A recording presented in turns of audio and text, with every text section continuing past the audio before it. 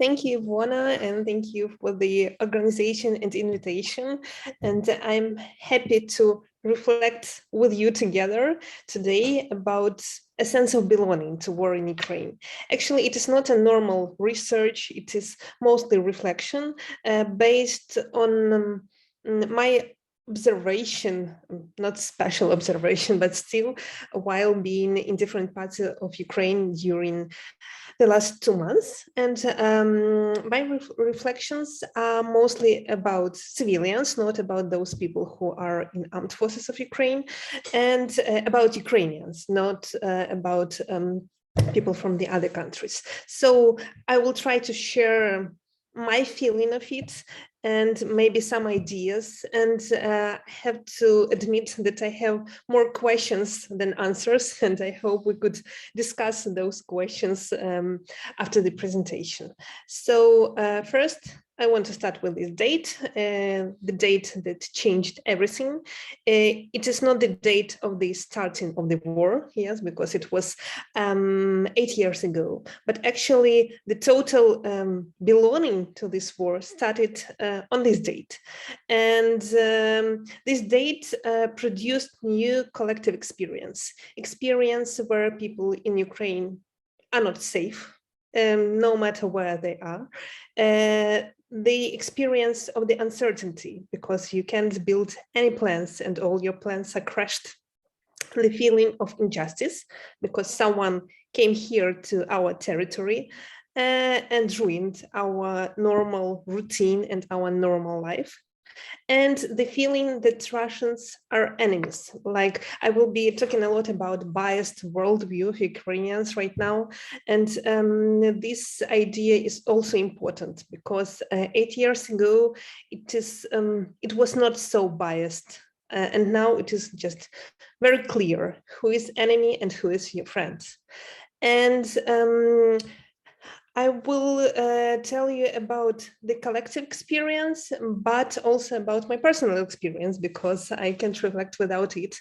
And so the picture on the left is the last picture saved in my phone before the war. Yes, it was my dream before the war, but it doesn't came true.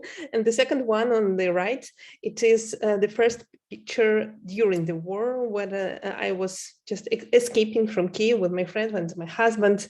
And so we were looking for a car during several hours, and then we were trying to get away from Kyiv for, I don't know, maybe 8 hours. We were in traffic inside Kyiv and many hours after that. And my personal experience includes actually 3 places and 3 windows. First window in the window in the house of the parents of my husband in Western Ukraine, in Ivano-Frankivsk Oblast, where we spent a month and a half from the beginning of the war. The second one is Vinnytsia. It is my hometown, so we're visiting my parents there for a week. And the third one is our apartment in Kyiv. We returned 3 weeks ago, and it is my beloved window on my kitchen. So I will try to share this experience and so my observation about the collective experience. First of all, experience of war is very different to different Ukrainians in different parts of the Ukraine and during the different dates. Because sometimes when people abroad are just are watching some media and some photos and some videos from Ukraine, they just imagine all of the Ukraine like bombed, shelled, and destroyed.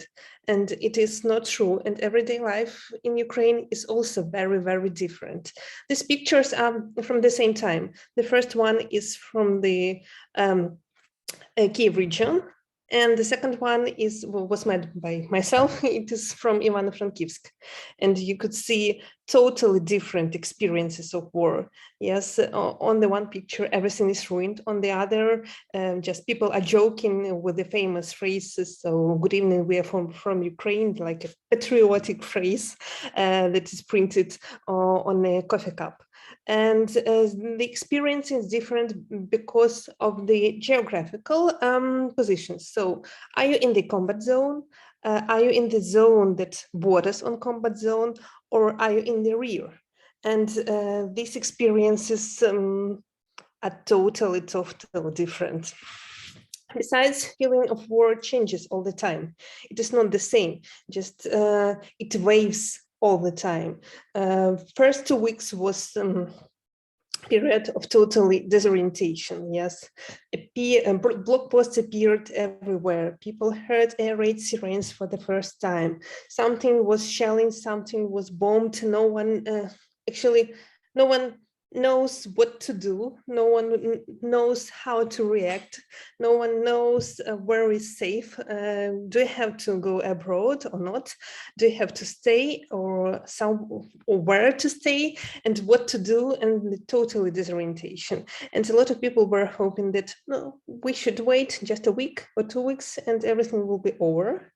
And understanding that it won't be over was very hard to a lot of Ukrainians. So, but after these 2 weeks, it isn't just like my subjective feeling of these dates. So after these 2 weeks, some kind of a new routine appeared. So people get used to some things, to understanding that the war is still now, that the war won't be over in the next several days or weeks, that you have to live and you have to build your new routine. You have to buy food, you have to earn money, you have to do something. But then an information, so Kyiv region was deoccupied and information about Bucha and all these other cities appeared. And it was a new important point in feeling of the war and a big tragedy that people experienced in a lot of different ways. And after understanding of this tragedy, again, new routine appeared with new understanding and new attitude to Russians, with understanding that the war won't be over even in several weeks, maybe in several months, maybe in several years. And it is also influences on your everyday life. And then a lot of people were waiting for something to happen on the 9th of May. And for example, Klitschko, he was just telling all the time, don't go to Kyiv before this date. President was also keep talking, so be aware of the rockets, so listen to air raid sirens, just hide on 8th or 9th because something could happen. So this is another point. And after that, we're building new routine again, and no one knows what will happen in the next day or week or month. But I tell about these days because this feeling and this belonging also is changing all the time. It depends on where you are and when you are. And being inside of the war is experience that includes 3 things. You could hear, you could see, and you could feel. And these there are 3 types of this experience. So the hearing experience is not so dramatic. You just heard that something exploded somewhere. It is scary, but it is somewhere. It is not here, not near you. The other experience is to see. So when you see the damaged buildings or injured people or something else. And the second feeling is to feel. So when your house is trembling because of the shelling. And these 3 feelings is totally different experiences. The picture on the right is a picture of my friend. So she found all these things near the house of her parents in the village near Bucha. So she came there last week and they still find all these things. So her experience and my experience are so different. Her feeling of war and my feeling of war are totally different. But despite of these different experiences, together we create our new normality. I was just very skeptical where this phrase new normal appeared because of the COVID-19. And I kept saying at those times that maybe in Ukraine it is not so dramatic as in European Union or somewhere in the West, because so many things happen in Ukraine all the time. And maybe our rules are not so strict, and we have a lot of informality everywhere, and it won't be any new normal in Ukraine after the COVID-19, and people won't be wearing masks. Right now, no one knows what the mask is actually, because just people started to ignore it from the first day of the war, from the 24th of February. And our new normal includes some other things. For example, hearing air raid sirens. It's just, it happens every day and it happens every night. During the period of disorientation, it was very hard. People really felt scary. They were trying to hide. Some of people still hide, but it depends. It depends on the fact how strictly these people follow the rules in their normal life, and in which region those people are. Surely that people in Kharkiv, when they do hear air raid sirens, they know that something happens near them, yes, near Russian border and so on. But people in Vinnytsia react the other way. People in Lviv react the other way. And some of them, they were surprised when they saw the video with Angelina Jolie running to a bomb shelter, and she was so scary. For her, it was for the first time in her life. Yes, but for people in Lviv, it is just an everyday routine. And there are a lot of memes about hiding in a hallway. So the hallway could protect you from everything, even from, I don't know, from a nuclear bomb. So hallway is everything for you. So it is another aspect of the routine. So are you hiding or not while you hear those air raid sirens? The third thing about new normal is curfew. We do have this time in every region of Ukraine. Normally it is from 10 in the evening till 5 or 6 in the morning, and you just build your everyday life according to this time. You know that so maybe from 9 p.m. you have to start thinking how to get home, to be at home till 10, or when you just accept your guests. So you plan your, I don't know, the meeting with these guests till 9 p.m. for them to go home, or they stay for a sleep at your apartment. So it is like a new normality, and you keep this in mind all the time. Or when I'm going somewhere from the one city to another city, just you keep this in mind. And actually keeping in mind things, it is mostly about short-term planning. No one plans like, what sea I will be swimming in 2 months. So it is not about our reality. Or will I buy this bike or this car or something else? It is not about our reality anymore. But still, our reality is a new routine. The things you can influence that in your everyday life. So looking for food, actually, we do have food in our supermarkets and so on, but there are some differences in different regions, and it also changes all the time. For example, at one moment there was no sweets in Kyiv, but a lot of sweets in Ivano-Frankivsk. No milk in Ivano-Frankivsk, but a lot of milk in Vinnytsia. So no salt in Vinnytsia, but a lot of salt in Ivano-Frankivsk. And these things are changing all the time. And in one supermarket, you can find one product, in the other products, and then something changed, and it is a part of the new normal in Ukraine. Also transport. So some transport has the regular schedule, and the other transport disappeared, and it changes all the time everywhere in every city. Problems with gasoline during the last several weeks. So people who have cars, they are standing in huge lines for hours to get this gasoline. And it is also a lot of informality here, how to get more than 10 liters, because it is a rule. So they say only 10, but there are some options. So when you have someone with you and this person has an app, a special app of this station, so you could buy 10 liters more for this person. And so we managed to get used to this routine. So online schooling again, thank you, COVID-19. So you, because of that, Ukrainians can do this, and remote job, and so on and so on. So this is our new normality.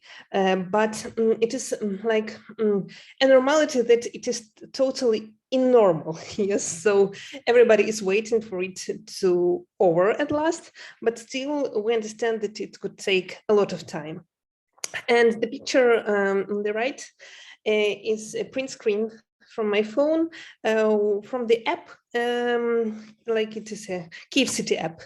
And this app sends you notification about air raid sirens all the time. So just you see it every day, like looks like that, more or less, but still.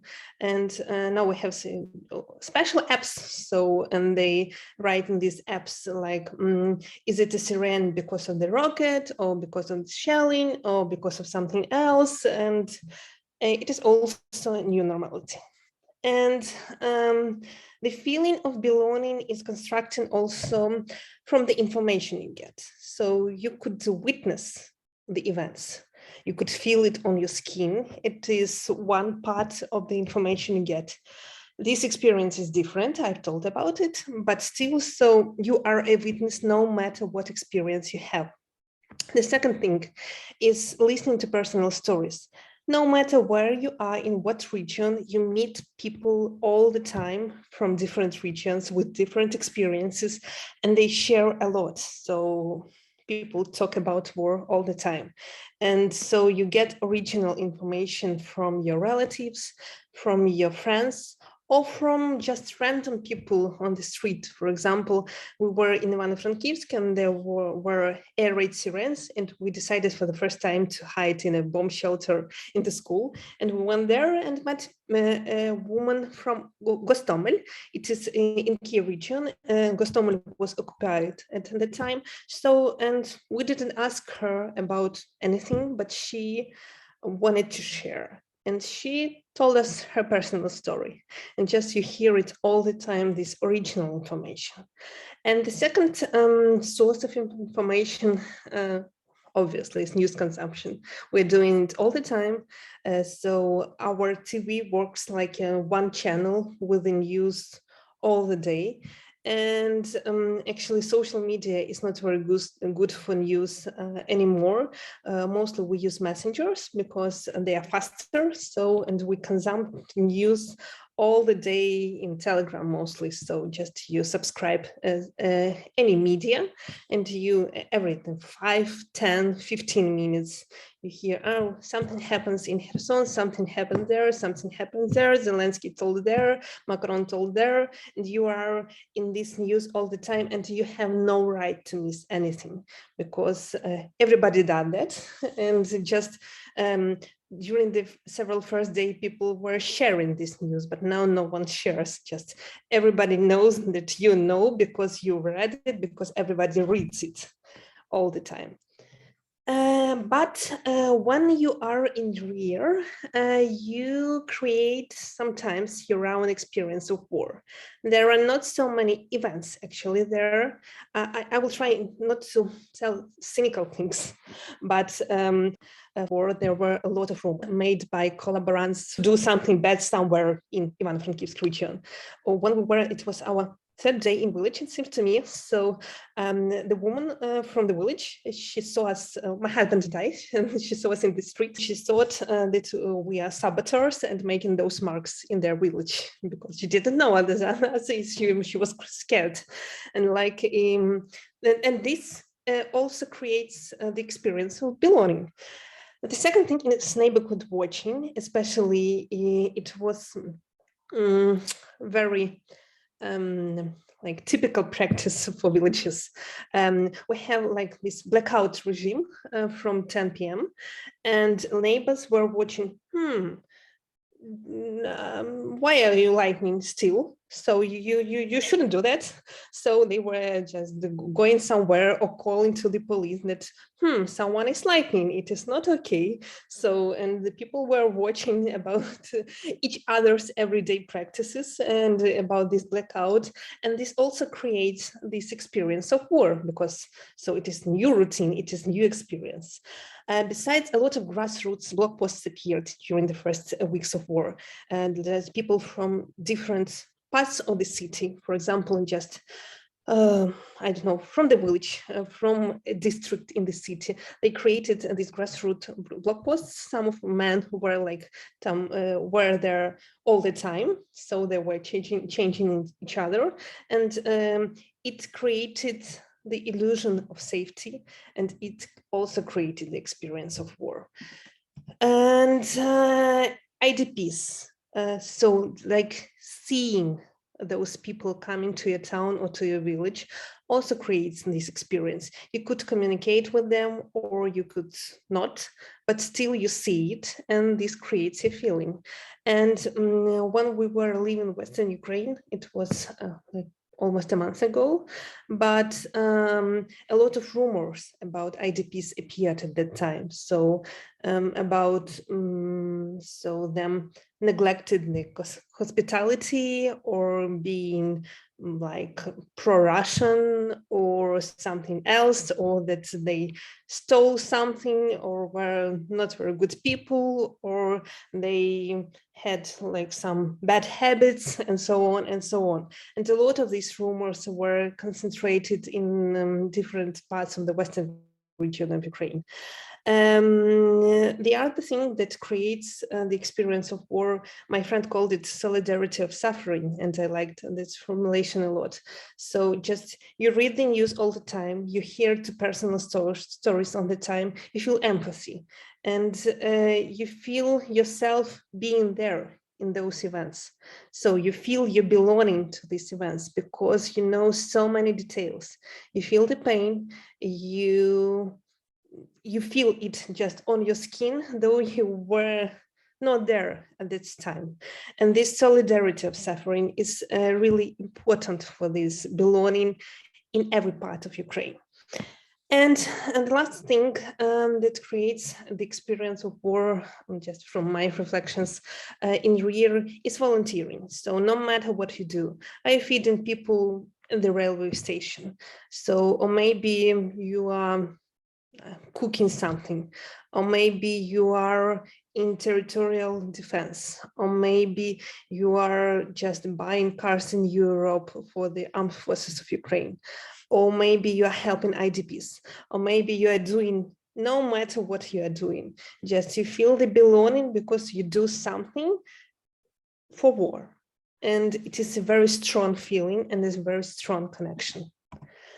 But I could make a difference between macro level of belonging and micro level of belonging. Macro level of belonging, it means that the war affects every Ukrainian. So every Ukrainian feel it because it is our territory, yes. Someone came here, people are killed, awful things happen, tragedy happen, and you feel this belonging. But when we will do zoom in this belonging, we will see micro level, and we will see a lot of ethical questions. And the main of these questions is who has the right to belong to this war. And on macro level, it is about solidarity. We're together, we help each other, so we will protect our country, we will fight Russians, and everything will be okay after our victory, and together we will rebuild Ukraine. But when we zoom in, we see in-group and out-group inside of different parts of Ukraine, and people with different experiences. For example, people from Western Ukraine do have the right to belong or not. So those men who are not in armed forces, do they the right to belong or not? So people who are not volunteering, do they have the right to belong or not? And this in-group and out-group perspective is really important in understanding the belonging in micro level. So because it forms the everyday routine. And I will try to show you the examples. So we came to Kyiv 3 weeks ago, and I saw 3 types of people in Kyiv. So first type was those who remained, those who was hearing all the time and who saw something and who felt trembling of their houses. So those who remained, especially during the first 2 or 3 weeks. And the second type was those who returned in March. So those people who came to Kyiv after the deoccupation of Kyiv region. So the first one. And their experience is different. For those who remain, they are not like true people who just had true experience in Kyiv. But for those who returned in March, my experience is not true also, because they just they saw Kyiv very sleepy, with no open cafes, with no open parks, and their experience was totally different. And for me, people who are coming right now has really different experience, because everything is okay right now, trees are blossom, parks are open, but I saw the Kyiv different. So, and these different experiences, and they form different types of belonging and dividing into in-group and out-group of belonging. And the second thing I want to talk about is ethics. So a lot of ethical questions are connected with this sense of belonging. The first one is what is appropriate and what is not appropriate during the war. Is it okay to talk not only about the war right now? Is it okay to build plans? Is it okay to go for a coffee? Maybe yes. And is it okay to go for a beer? Is it okay to arrange your birthday party? Is it okay to arrange your wedding? Is it okay to buy new clothes and not to donate armed forces of Ukraine? Is it okay to go to do a haircut at last? So a lot of these questions connected with everyday life, they became ethical because every part of your everyday life practice became ethical in these conditions. You are not sure, is it okay for the other people, and is it okay during the war? And you just try to find this describing of okay, and you don't have your answers, and you just look at people near you and look at their behavior, and you try to find it together. The other thing is, what did you do? So taking part in any types of volunteering or having someone in the armed forces of Ukraine, so it is like a true belonging. But if you don't volunteer, do you have the right to belong? So, and what volunteering is okay? Is cooking okay? Is donating okay? So when you only donate and don't do something with your hands, is it still belonging? Did you suffer enough to belong? Did you do some extra to belong? Do you have the right to belong without this extra? And the third point is refugees. So we also see in-group and out-group attitude there. So there is like an idea that there are some true refugees, those who came from combat zones. Yes, it is people who suffered enough to call themselves refugees, and maybe not so true refugees. So those who did a preventive migration from people from Lviv who went to Poland. Are they true refugees for those who remained in Ukraine? Are they true comparing to those who like ran from Mariupol, and there are a lot of really hard ethical questions, and we don't have answers to these questions. And the other thing is to remain and to live. So do you have the right to belong when you leave or not? So in what case you can leave? So when you have children, is it okay? And when you don't have children, is it still okay? So a lot of ethical questions are inside of this belonging, and these ethical questions are dividing the belonging into in-group and out-group all the time. Though on the macro level, we're still together and we feel it's solidarity and we help each other. And the fourth thing is, do you follow the news? I was talking about this already. So in Ukraine, you don't have just the right to misinformation. You don't have the right not to know what is happening right now with Azov in Mariupol, because everybody just are seeking information about that. Everybody feel this solidarity of suffering. And without this feeling, you can't be a part of this belonging. And just it is like a part of the everyday routine. Your day starts with like answering your friends, how are you? And then you read news all the time because you don't have the right not to read this news. And the important thing in this feeling of belonging is expecting for the same way of belonging to war from the other people. Just you expect the same reaction. You expect the same forms of the belonging. And when they do not react the same way as you react, they do something wrong. Their belonging is not so perfect.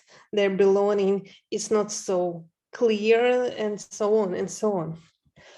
And we represent this belonging in a lot of different ways. There are ways of verbal representing the belonging. So first of all, your language should be biased. You can say that everything is complicated, like Russians say. Yes, you say it in a biased way. So who is your enemy? Who is your friend in Europe? Yes, Boris Johnson is our friend.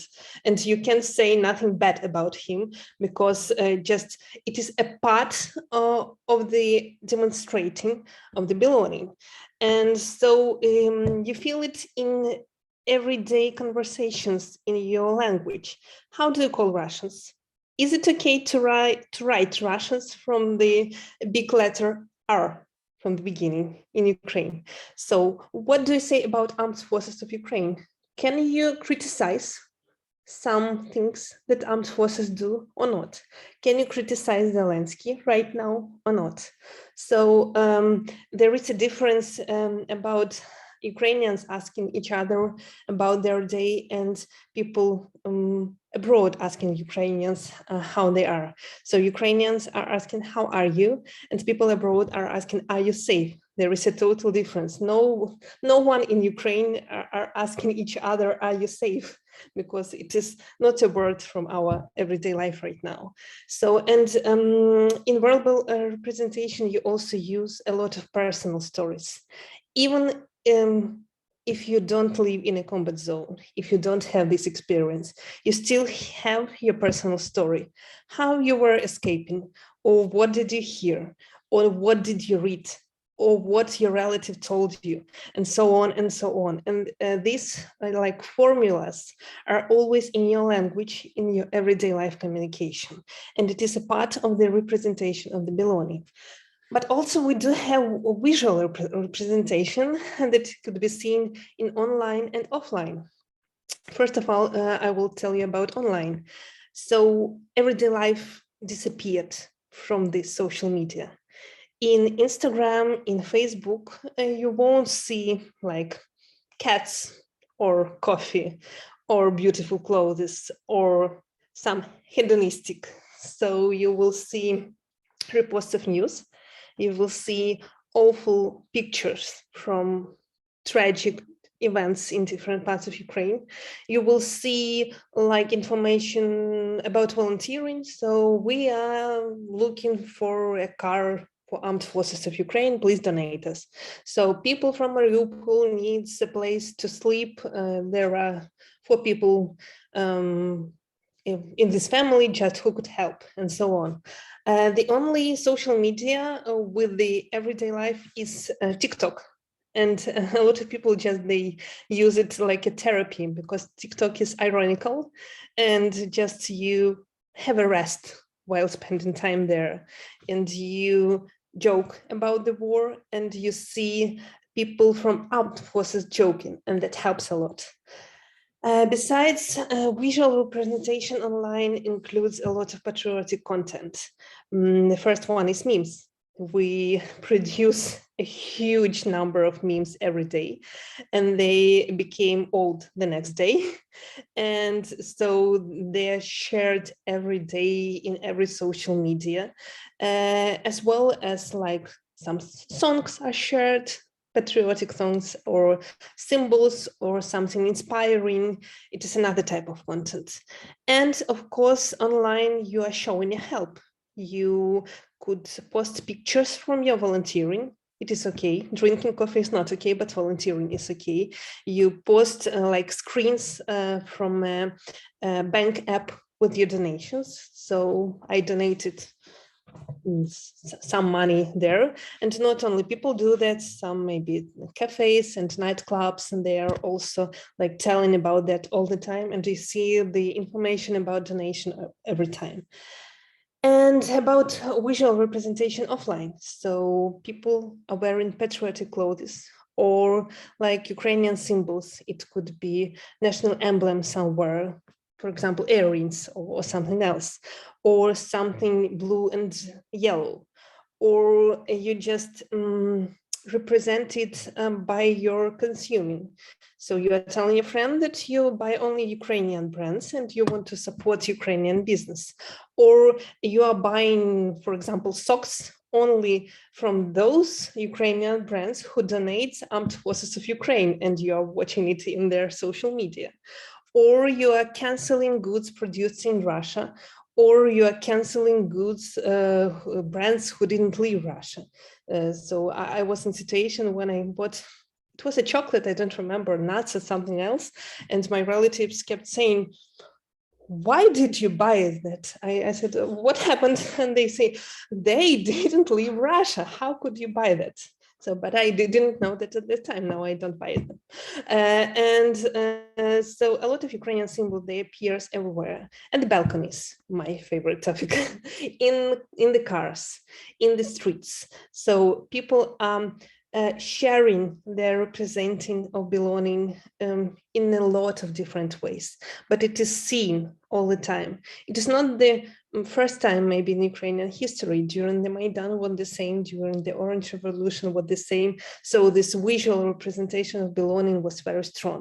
But now it is maybe the strongest time from all the previous times. And I want to finish my presentation with the question maybe. So what will be this sense of belonging to war after the war? Who will have the right to belong? What will be the official version of belonging? What will be okay and what will be not okay in the sense of belonging? And actually, who will decide that? And what will be the consensus inside Ukraine, between Ukrainians, about this sense of belonging? I think these questions are very important because these questions are about solidarity in the future. And this solidarity is so important because it is maybe one of the main things for rebuilding Ukraine in the future. And just I want to leave these questions here, and maybe we could discuss it during our discussion. Thank you.